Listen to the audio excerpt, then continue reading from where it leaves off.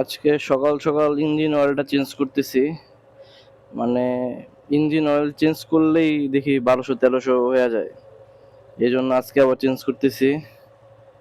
সকাল সকাল ইঞ্জিনটা একটু চালু করে রাখছি যেন সব ময়লাটা বের হয়। কিছুক্ষণ চালায় পরে আর কি ড্রেন দিব।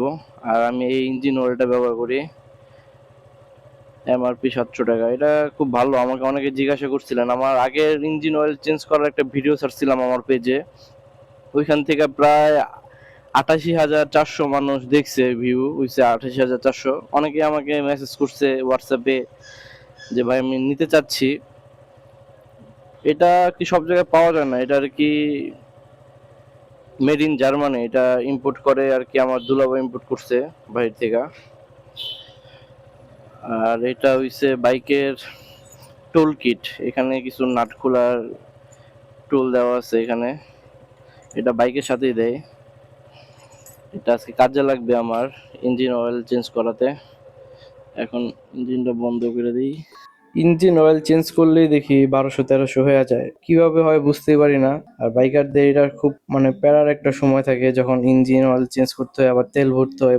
খুব প্যারা লাগে তখন, একসাথে যখন দুইটা কাজ পুরা যায়। মনে হইলো ওই দিন চেঞ্জ করলাম ইঞ্জিন অয়েলটা, এখন আবার ইঞ্জিন অয়েল চেঞ্জ করতে যাচ্ছে। ইঞ্জিন অয়েল ভরলেই দেখি 1200-1300 হয়ে যায়। এই কোম্পানি আর কি রিকমেন্ড করে এটা 1800-2000 পর্যন্ত চালানো যাবে, কিন্তু আমি 1200-1300-1500 পর্যন্ত চালাই। 1500 পর্যন্ত চালাই নাই, 1200-1300 পর্যন্ত চালাই, এরপর চেঞ্জ করে ফেলি। আর বাইকটা প্রায় 12-13 দিন বন্ধ ছিল। এই কারণে আর কি কালকে চালায় আর কি কেমন জানি লাগতেছিল যে ইঞ্জিনটা বেশি গরম হইতেছে বা এরকম কিছু, এই কারণে চেঞ্জ করে ফেললাম।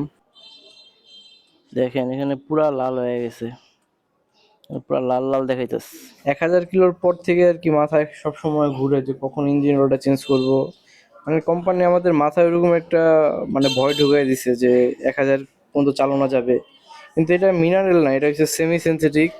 এটা প্রায় 1500-2000 চালানো যায়, কিন্তু আমি 1500-2000 চালাই না, সর্বোচ্চ 1500। দেখছেন পুরা লাল। আমি চালাইছি প্রায় 1200+, কিন্তু এখনো ইঞ্জিন অয়েলটা পুরা লাল বেরোইতেছে। কিন্তু দেখা যাইতেছে কিনা জানি না, কিন্তু দেখেন অনেকেই দেখি 800-900-1000 কিলোতে ইঞ্জিন অয়েল চেঞ্জ করে ফেলে। আর আমি যতবার ইঞ্জিন অয়েল চেঞ্জ করি আমার ইঞ্জিন অয়েলে যে সবসময় এরকম লালই থাকে, কালো হয় না। এখন আর কি যে পরিমাণ ইঞ্জিন অয়েলে যে পরিমাণ ডুপ্লিকেট বের হইতেছে, বললেই 500 কিলো চালাতে দেখলাম কালো হয়ে যায় অনেকের। এটাতে তাও এটা আমার এটা আমি কেনার পর থেকে এটা ইউজ করতেছি, ভালো রেজাল্ট পাইছি অনেক। সুজুকি বাইকগুলোতে আর কি একটা কমন সমস্যা হয়েছে, ইঞ্জিন প্রচুর হিট হয়।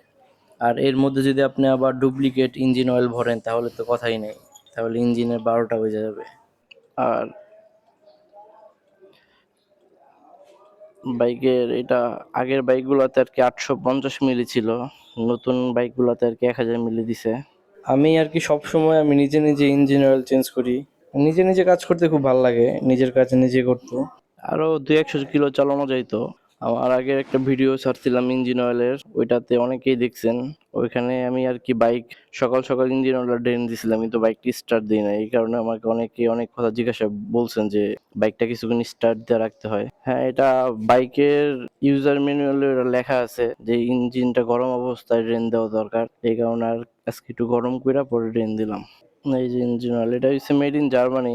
এটা ডাইরেক্ট জার্মানি থেকে ইম্পোর্ট হয়ে আসে, এটা বাংলাদেশে কোনো প্যাকেজিং হয় না। এটার একটা দিক খুব ভালো, কারণ এটা ইউজ করে আমি যতই চালাই লাল কালো হয় না, লালই থাকে। এফআই গাড়িগুলোতে খুব সমস্যা দেখা দেয় ব্যাটারিতে। আমি গ্রামে গেছিলাম, কালকে স্টার্ট দিছি, দেখি স্টার্ট নিচ্ছে না। পরে কি করলাম, পরে ধাক্কাইলাম, ধাক্কায় চালু করলাম, তারপরে ঠিক হয়ে গেছে। কিন্তু এফআই গাড়িগুলোতে একটু সমস্যা দেখা দেয় ব্যাটারি গুলা, এটা একটা সমস্যা। কারণ আমি কিছুদিন আগে ব্যাটারি চেঞ্জ করছি, 1-1.5 মাস হবে ব্যাটারি চেঞ্জ করছি। তখন সমস্যা দেখা দিছিল, ব্যাটারিতে কাজ করে নাই, ধাক্কায় চালু করতে হইতো মাঝে মাঝে। কিন্তু তারপরে যে 13 দিন বন্ধ ছিল, এখন আবার কালকে এসে দেখি যে চালু হচ্ছে না। পরে কোনোভাবে ধাক্কায় চালু করলাম, এখন আবার ঠিক হয়ে গেছে।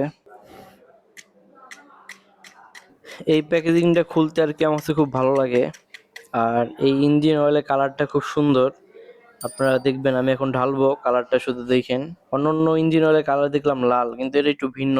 আর এই ইঞ্জিন অয়েলে একটা জিনিস খুব ভালো লাগছে আমার কাছে, যেটা আর কি ইঞ্জিন অয়েল মানে কখনো আমি ড্রেন দেওয়ার পরে দেখি না যে কালো বের হইছে। মানে যতদিন আমি চালাইছি, যতদিন ধরে আমি বাইক কেনার পরে এটাই সবসময় ভরি, কখনো কালো বের হইতে দেখি নাই। আমি 1000, 1100, 1200-তে চেঞ্জ করে ফেলি। এই কোম্পানি রিকমেন্ড করে 1800, 2000, কিন্তু আমি সর্বোচ্চ 1500 পর্যন্ত চালাই। এরপরে আমি এটা চেঞ্জ করে ফেলি। আর আপনারা সবসময় চেষ্টা করবেন যে ইঞ্জিন অয়েলটা ভরার পরে এই বোতলগুলো আর কি নষ্ট করে ফেলার, কারণ এগুলা থেকে পরে কপি বের করে ওরা। আর বেশিরভাগ ব্র্যান্ডের গুলা কপি বের হয়, নতুন যে কোম্পানিগুলো আসে এগুলা কপি বের হয় না সহজে। যেগুলো আর কি ব্র্যান্ড, যেগুলোর নাম বেশি, যেগুলো চলে বেশি, ওইগুলো আর কি কপি বের করে। আজকের ভিডিও এতটুকুই। সবাই ভালো থাকবেন, সুস্থ থাকবেন। আল্লাহ হাফেজ।